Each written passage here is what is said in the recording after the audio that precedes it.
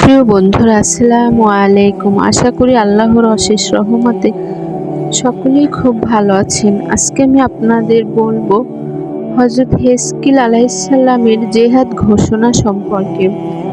তাফসীরের কিতাবসমূহে হযরত আব্দুল্লাহ ইবনে আব্বাস এবং অন্যান্য কতিপয় সাহাবায়ে কেরাম হতে এ রিওয়ায়াতটি বর্ণিত আছে যে বনী ইসরাঈলদের একটি বিরাট দলকে তাদের পয়গম্বর হযরত হেজকিল আলাইহিসসালাম যখন বললেন যে শত্রুপক্ষের সাথে যুদ্ধ করার জন্য প্রস্তুত হও এবং আল্লাহ পাকের বাণীকে উন্নত করার কর্তব্য পালন করো, তখন বনী ইসরাঈলরা মৃত্যুর ভয়ে পলায়ন করল।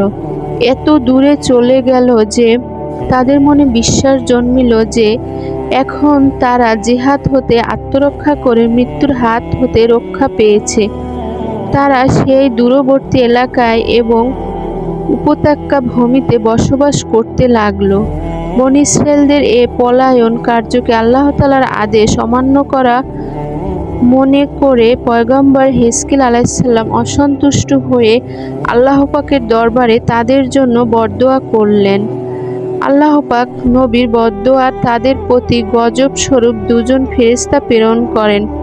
ফেরেশতাদ্বয় এসে পাহাড় ঘেরা এ ময়দানের দুপাশে দণ্ডায়মান হয়ে এত জোরে আওয়াজ দিল যে নিমেষের মধ্যেই কোলাহলপূর্ণ প্রান্তর মৃত্যুপুরীতে পরিণত হয়ে গেল। একজনও বাঁচতে পারল না।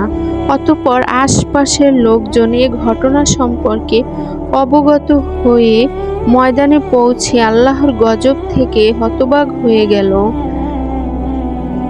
তারা মৃত্যু ব্যক্তিদের দাফন কাফনের কথা ভাবলেও এত লোকের দাফন কাফন করা অসম্ভব ব্যাপার। তাই তারা মৃত্যু দেহগুলোর চারপাশে একটি উঁচু দেয়াল প্রস্তুত করে দিল।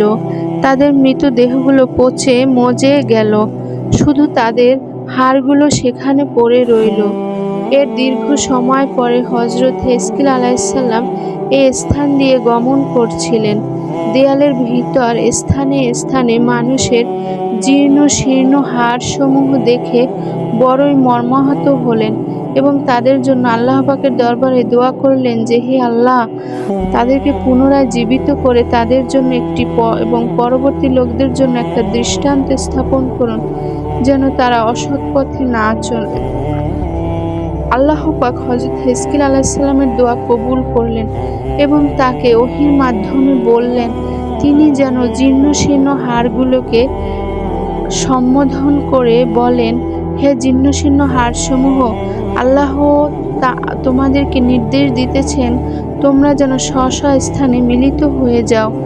হাড়সমূহ নবীর মুখে আল্লাহ পাকের নির্দেশ শুনতে পেয়ে সাথে সাথে স্ব স্ব স্থানে মিলিত হয়ে গেল।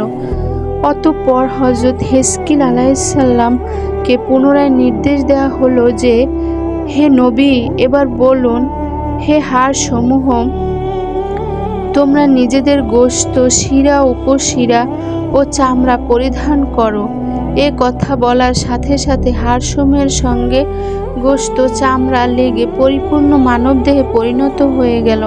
অতঃপর হযরত হেজকিল আলাইহিসসালামকে বলা হলো যে এখন আপনি আত্মসমূহকে সম্বোধন করে বলুন যে হে রূহ সকল, আল্লাহ তোমাদেরকে নির্দেশ দিচ্ছেন যে তোমরা যে যে দেহে ছিলে পুনরায় শেষে দেহে প্রবেশ করো।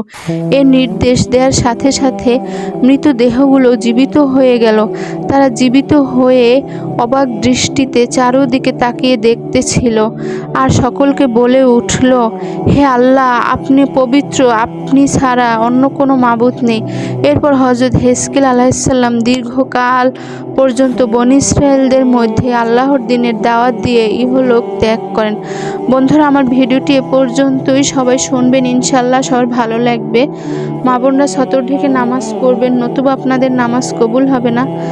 সবাই ভালো থাকবেন, সাবধানে থাকবেন, নিরাপদে থাকবেন। আসসালামু আলাইকুম।